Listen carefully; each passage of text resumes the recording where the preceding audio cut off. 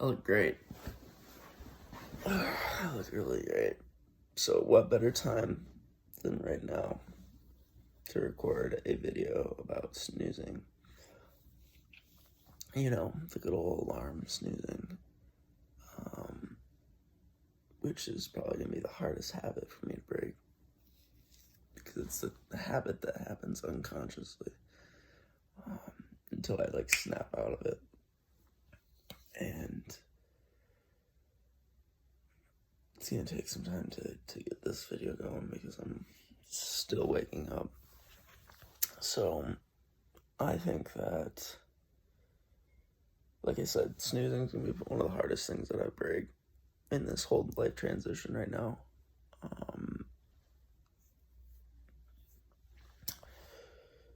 I was just sitting here reflecting on how long I've been doing it, and it takes me back to high school when I had even just like an old traditional alarm clock. But I had to get up at 7 because school started at 8, so I got up at 7. And I would obviously eat breakfast, shower, do the whole spiel. But I remember it all started with me setting my alarm at 6:50. And 6:50 would mean my alarm would go off, and then I didn't hit snooze. I would reset my alarm for 7 then. So it would go off at 6:50. I'd be like, oh yes, I get my extra 10 minutes, and then I would set it again at 7, and I would experience snoozing.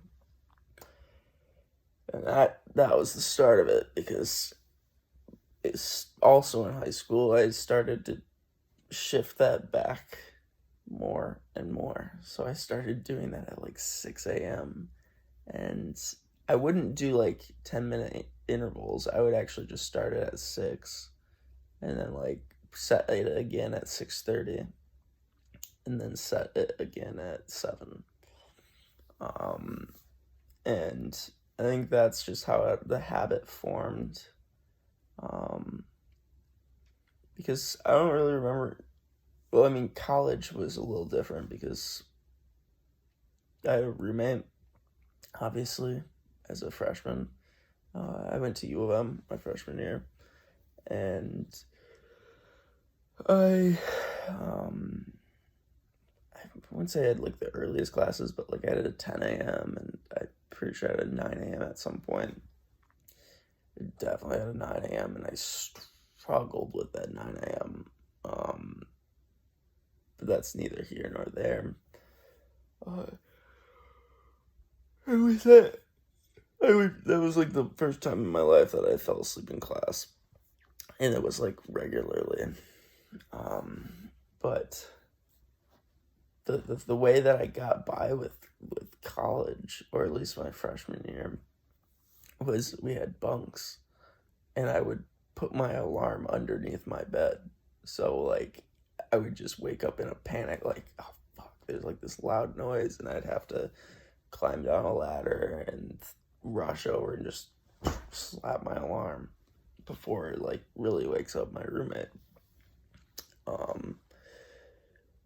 So yeah, and then it only just got worse and worse and worse. Now it's I mean, in college at least you have people waiting on you, or not waiting on you. Sorry, I'm still waking up. You have class that holds you accountable. That's what I'm trying to say. And I can see how people do better once they get a job, because same thing, you have people holding you accountable.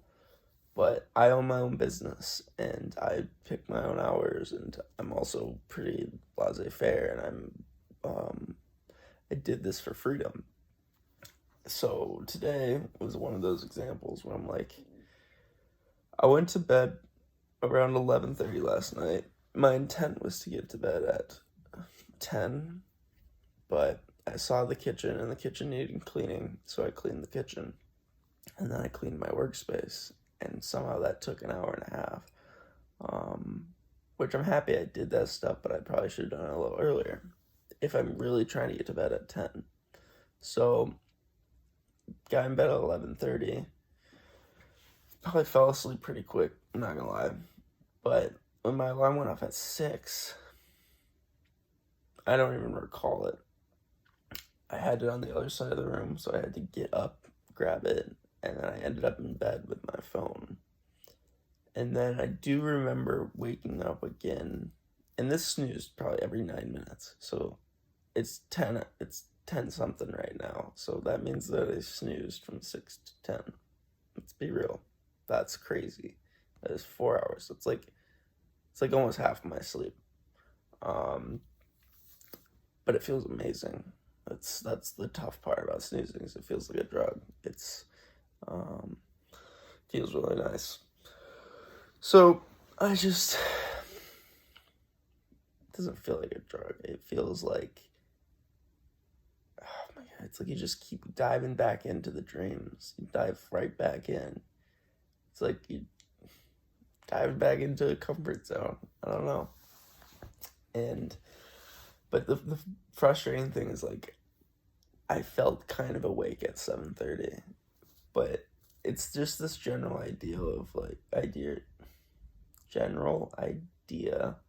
that, what am I gonna do, like, at 7:30? Like, I'm already in a very comfortable zone, so it's like I have to roll out of bed. It's gonna be a little cold, and then I usually tell myself I'm gonna go exercise.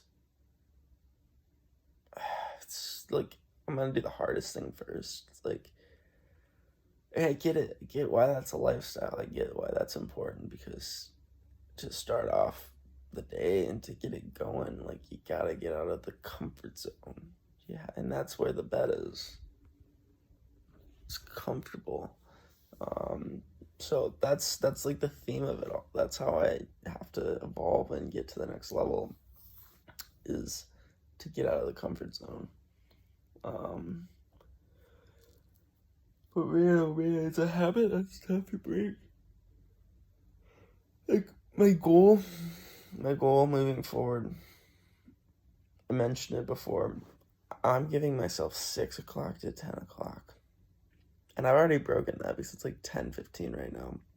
But 6 o'clock to 10 o'clock can be used for anything that I want it to be. So if, like, I have a late night, I can sleep until like 9. But this should also include breakfast. This should also include my shower.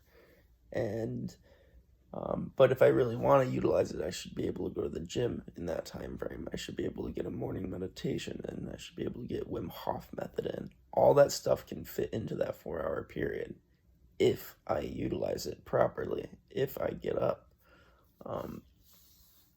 But I need to make that more of a priority than my sleeping in. And that's why getting to bed at 10 is going to be clutch. Getting to the I may even, like, take it to the next level and get to bed at 9 just to get the habit going. Just to really ingrain it. Because it's not, I don't think it stems from not being able to get up. I think it stems from when I go to bed. So, I don't know. This was just a quick video. I have... This isn't even like the type of video. I'm kind of going lifestyle, but I'm just being informative. I know I can't be the only one who goes to this, but I also like the idea of posting these kind of videos, because if I keep doing what I'm doing, I'm gonna have a lot of progress to show, because when I'm starting this YouTube channel, and I've already mentioned this in the last handful of videos, I've dabbled in a lot of these improving habits, but somehow in 2020, or when I moved to Grand Rapids, kind of got back into the comfortable habits. So I stopped doing a lot of things. Like, I haven't done Wim Hof method in a while. I've done it a couple times in GR, but not like in routine.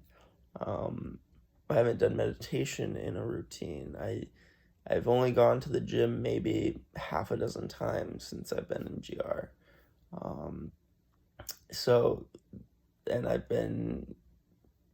It's just a whole lot of stuff that's like, I've been in those routines before, and right now I'm not. So this is a good starting point to see where I am as a much better angle. I should have been doing that the whole time. But yeah, I don't know what kind of vlog does this kind of shoot, but yeah, I am very excited to see the evolution that takes place. But man, I'm just like last night. Tomorrow's the day. Tomorrow I get up, and when the alarm goes off, and I'm not like even conscious when I'm snoozing. I'm in that in between asleep, in between awake, and then you finally snap out. You're like, oh shoot, it's like 10:15.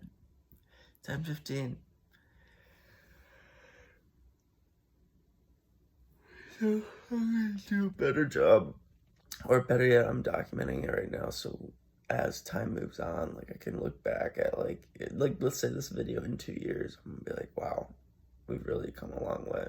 So that's why I think documentation is really important. Which I haven't done stuff like this before. I've done other things on Instagram, but on YouTube, I think talking through it and explaining what the difficulties are and why I have a hard time with it, I know that can definitely resonate with others. So this is my starting point, and then later on, I'm gonna make videos about like the habit change itself. How did I deprogram myself to become a morning person? How did I deprogram myself to what habit did I implement to improve everything? So, anywho, peace. Thanks for being here. Thanks for listening to my groggy rambling. I'm still waking up, so I appreciate you for staying here and listening. Peace. Have a good day.